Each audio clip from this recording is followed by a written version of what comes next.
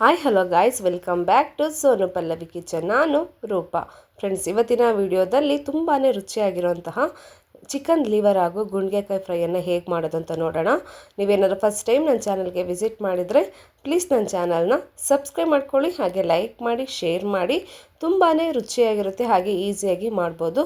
ಹಾಗಿದ್ರೆ ಬನ್ನಿ ಯಾವ ರೀತಿಯಾಗಿ ಮಾಡೋದು ಅಂತ ನೋಡೋಣ. ಮೊದಲಿಗೆ ನಾನಿಲ್ಲಿ ಒಂದು ಕಡಾಯಿಯನ್ನು ತೊಗೊಂಡಿದ್ದೀನಿ. ಇದಕ್ಕೆ ಒಂದು 3 ಟೇಬಲ್ ಸ್ಪೂನ್ ಅಷ್ಟು ಎಣ್ಣೆ, ಒಂದು ಪಲಾವ್ ಎಲೆ, ಸ್ವಲ್ಪ ಸೋಂಪು, ಒಂದು ಏಲಕ್ಕಿ, 2 ಚಕ್ಕೆ, ಒಂದು 4 ಮೆಣಸು, ಒಂದು ಮರಾಠಿ ಮೊಗ್ಗು, ಹಾಗೆ ಒಂದು ಅನಾನಸ್ ಫ್ಲವರನ್ನು ಸೇರಿಸ್ಕೊಂಡಿದ್ದೀನಿ. ಸ್ವಲ್ಪ ಮಸಾಲೆ ಚೆನ್ನಾಗಿ ಎಣ್ಣೆಯಲ್ಲಿ ಫ್ರೈ ಆಗಬೇಕು ಫ್ರೆಂಡ್ಸ್. ಹಾಗೆ ತುಂಬ ಜನ ವೀಡಿಯೋನ ನೋಡ್ತಾ ಇದ್ದೀರಾ, ಆದರೆ ಸಬ್ಸ್ಕ್ರೈಬ್ ಆಗೋದನ್ನು ಮರೆತಿದ್ದೀರಾ. ದಯವಿಟ್ಟು ವೀಡಿಯೋ ನೋಡೋ ಪ್ರತಿಯೊಬ್ಬರು ಕೂಡ ನನ್ನ ಚಾನಲ್ನ ಸಬ್ಸ್ಕ್ರೈಬ್ ಮಾಡ್ಕೊಳ್ಳಿ ಫ್ರೆಂಡ್ಸ್. ಅದರಿಂದ ನನ್ನ ಚಾನಲ್ ಬೆಳೀಲಿಕ್ಕೆ ತುಂಬಾ ಸಹಾಯ ಆಗುತ್ತೆ. ನಂತರ ಒಂದು 3 ಹಸಿರು ಮೆಣಸಿನಕಾಯಿ, ಹಾಗೆ ಸ್ವಲ್ಪ ಕರಿಬೇವನ್ನು ಸೇರಿಸ್ಕೊಂಡಿದ್ದೀನಿ. ನಿಮ್ಮ ಖಾರಕ್ಕೆ ಅನುಗುಣವಾಗಿ ನೋಡಿಕೊಂಡು ನೀವು ಹಸಿರು ಮೆಣಸಿನಕಾಯಿನ ಸೇರಿಸ್ಕೋಬೇಕಾಗುತ್ತೆ. ತುಂಬಾ ಈಸಿಯಾಗಿ ಮಾಡ್ಬೋದು. ನಂತರ ಇದಕ್ಕೆ 2 ಮೀಡಿಯಮ್ ಸೈಜ್ಗಳನ್ನು ಈ ರೀತಿ ಚಿಕ್ಕದಾಗಿ ಕಟ್ ಮಾಡಿ ಸೇರಿಸ್ಕೊತಾ ಇದ್ದೀನಿ. ನಂತರ ಶುಂಠಿ ಬೆಳ್ಳುಳ್ಳಿ ಪೇಸ್ಟನ್ನು ಸೇರಿಸ್ಕೊತಾ ಇದ್ದೀನಿ.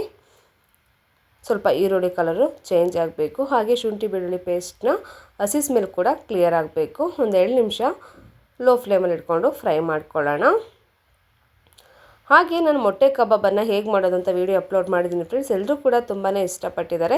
ನೀವಿನ್ನೂ ನೋಡಿಲ್ಲ ಅಂದರೆ ಡಿಸ್ಕ್ರಿಪ್ಷನ್ ಬಾಕ್ಸಲ್ಲಿ ಲಿಂಕನ್ನು ಕೊಟ್ಟಿರ್ತೀನಿ, ಒಂದು ಸಲ ಚೆಕ್ ಮಾಡ್ಕೊಳ್ಳಿ. ಇಷ್ಟ ಆದರೆ ಪ್ಲೀಸ್ ನನ್ನ ಚಾನಲ್ಗೆ ಸಬ್ಸ್ಕ್ರೈಬ್ ಆಗೋದನ್ನು ಮರಿಬೇಡಿ. ನಂತರ ಒಂದು ಮೀಡಿಯಮ್ ಸೈಜ್ ಟೊಮೊಟೊವನ್ನು ಈ ರೀತಿ ಚಿಕ್ಕದಾಗಿ ಕಟ್ ಮಾಡಿ ಸೇರಿಸ್ಕೊತಾ ಇದ್ದೀನಿ. ಜಾಸ್ತಿ ಟೊಮೊಟೊವನ್ನು ಸೇರಿಸ್ಕೋಬಾರ್ದು, ಒಂದು ಮೀಡಿಯಮ್ ಸೈಜ್ ಟೊಮೊಟೊವನ್ನು ಸೇರಿಸ್ಕೊಂಡ್ರೆ ಸಾಕು. ಹಾಗೆ ರುಚಿಗೆ ತಕ್ಕಷ್ಟು ಉಪ್ಪನ್ನು ಕೂಡ ಸೇರಿಸ್ಕೊತಾ ಇದ್ದೀನಿ. ಹಾಗೆ ಒಂದು 1/4 ಟೇಬಲ್ ಸ್ಪೂನ್ ಅಷ್ಟು ಅರಿಶಿನ ಪುಡಿ. ಉಪ್ಪನ್ನು ನಾವು ಇವಾಗಲೇ ಸೇರಿಸ್ಕೊಳ್ಳೋದ್ರಿಂದ ಈರುಳ್ಳಿ ಹಾಗೆ ಟೊಮೊಟೊ ತುಂಬಾ ಸಾಫ್ಟಾಗಿ ಫ್ರೈ ಆಗುತ್ತೆ. ನೋಡಿ, ಈ ರೀತಿಯಾಗಿ ನಾವು ಫ್ರೈ ಮಾಡ್ಕೋಬೇಕಾಗುತ್ತೆ. ನಾನಿಲ್ಲಿ ಒಂದು ಅರ್ಧ ಕೆಜಿಯಷ್ಟು ಲಿವರು ಮತ್ತು ಗುಂಡ್ಗೆಕಾಯಿನ ತೊಗೊಂಡಿದ್ದೀನಿ. ಚೆನ್ನಾಗಿ ವಾಶ್ ಮಾಡಿಬಿಟ್ಟು ಎತ್ತಿಟ್ಕೊಂಡಿದ್ದೀನಿ. ಆರೋಗ್ಯಕ್ಕೆ ಕೂಡ ತುಂಬಾ ಒಳ್ಳೆಯದು. ಖಂಡಿತ ಈ ರೀತಿ ಒಂದು ಸಲ ಟ್ರೈ ಮಾಡಿ. ನಂತರ ಇದನ್ನು ಸೇರಿಸ್ಕೊತಾ ಇದ್ದೀನಿ ಕಡಾಯಿಗೆ. ಆಲ್ರೆಡಿ ನಾನು ಚಿಕನ್ ಸಾಂಬಾರನ್ನು ಹೇಗೆ ಮಾಡೋದು ಅಂತ ವೀಡಿಯೋ ಅಪ್ಲೋಡ್ ಮಾಡಿದ್ದೀನಿ ಫ್ರೆಂಡ್ಸ್. ಎಲ್ಲರೂ ಕೂಡ ಇಷ್ಟಪಟ್ಟಿದ್ದಾರೆ. ನೀವು ಕೂಡ ಒಂದು ಸಲ ಚೆಕ್ ಮಾಡ್ಕೊಳ್ಳಿ, ನಾನು ಡಿಸ್ಕ್ರಿಪ್ಷನಲ್ಲಿ ಲಿಂಕನ್ನು ಕೊಟ್ಟಿರ್ತೀನಿ. ಈಗ ಕಂಪ್ಲೀಟಾಗಿ ಒಂದು ಸಲ ಮಿಕ್ಸ್ ಮಾಡ್ಕೊಳ್ಳೋಣ. ತುಂಬಾ ಸಿಂಪಲ್ಲಾಗಿ, ಹಾಗೆ ಟೇಸ್ಟಿಯಾಗಿ, ಹಾಗೆ ಆರೋಗ್ಯ ಕೂಡ ತುಂಬಾ ಒಳ್ಳೆಯದು. ಖಂಡಿತ ಈ ರೀತಿ ಒಂದು ಸಲ ಮನೆಯಲ್ಲಿ ಮಾಡ್ಕೊಳ್ಳಿ ಫ್ರೆಂಡ್ಸ್. ಮನೆಯಲ್ಲಿ ಪ್ರತಿಯೊಬ್ಬರು ಕೂಡ ತುಂಬಾ ಇಷ್ಟಪಟ್ಬಿಟ್ಟು ತಿಂತಾರೆ. ನೋಡಿ, ಮಸಾಲೆ ಎಲ್ಲ ಚೆನ್ನಾಗಿ ಒಂದು ರೀತಿಯಲ್ಲಿ ಲಿವರು ಹಾಗೆ ಗುಂಡ್ಗೆಕಾಯಿಗೆ ಮಿಕ್ಸ್ ಮಾಡ್ಕೋಬೇಕು. ಮೊದಲನೇದಾಗಿ ನಾವು ಇದನ್ನು ಚಪಾತಿ ಜೊತೆ, ಅನ್ನದ ಜೊತೆ ಕೂಡ ಉಪಯೋಗಿಸ್ಬೋದು.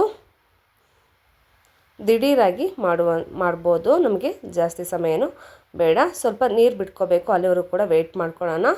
ಒಂದು 3-4 ನಿಮಿಷ ನಾನು ಹಂಗೆ ವೆಯ್ಟ್ ಮಾಡಿದ್ದೀನಿ. ನೋಡಿ, ನೀರಿನ ಅಂಶ ಎಲ್ಲ ಕಂಪ್ಲೀಟಾಗಿ ಬಿಟ್ಕೊಂಡಿದೆ.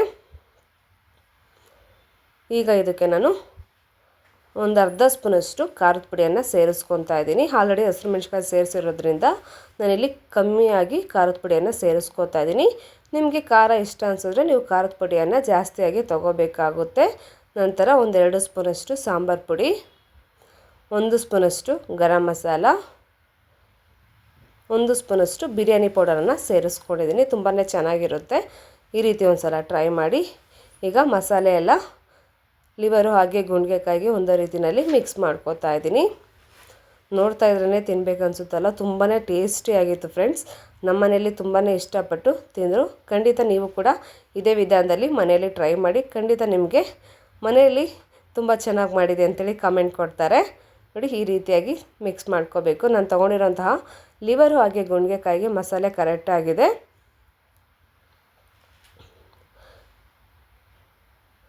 ನಂತರ ನೋಡಿಬಿಟ್ಟು ಉಪ್ಪನ್ನು ಸೇರಿಸ್ಕೋಬೇಕಾಗುತ್ತೆ. ಆಲ್ರೆಡಿ ಮೊದಲೇ ಸೇರಿಸ್ಕೊಂಡಿದ್ದೆ. ಸ್ವಲ್ಪ ಸಪ್ಪೆ ಅನ್ನಿಸ್ತು, ಹಾಗಾಗಿ ನೋಡಿಬಿಟ್ಟು ಉಪ್ಪನ್ನು ಸೇರಿಸ್ಕೊತಾ ಇದ್ದೀನಿ. ನಂತರ 1 ಗ್ಲಾಸಷ್ಟು ನೀರನ್ನು ಸೇರಿಸ್ಕೊತಾ ಇದ್ದೀನಿ. ನೀರನ್ನು ಸೇರಿಸ್ಕೊಂಡ ನಂತರ ಕಂಪ್ಲೀಟಾಗಿ ಒಂದು ಸಲ ಮಿಕ್ಸ್ ಮಾಡ್ಕೋತಾ ಇದ್ದೀನಿ. ಇದು ತುಂಬ ಟೈಮೇನು ತೊಗೊಳ್ಳೋದಿಲ್ಲ ಬೇಯಲಿಕ್ಕೆ, ಬೇಗನೆ ಬೇಯುತ್ತೆ. ನೋಡಿ, ಈ ರೀತಿ ಕಂಪ್ಲೀಟಾಗಿ ಒಂದು ಸಲ ಮಿಕ್ಸ್ ಮಾಡ್ಕೋತಾ ಇದ್ದೀನಿ. ನಂತರ ಒಂದು ಲಿಡ್ ಕ್ಲೋಸ್ ಮಾಡಿ ಒಂದು 10 ನಿಮಿಷ ಬೇಯಿಸ್ಕೊಂಡಿದ್ದೀನಿ.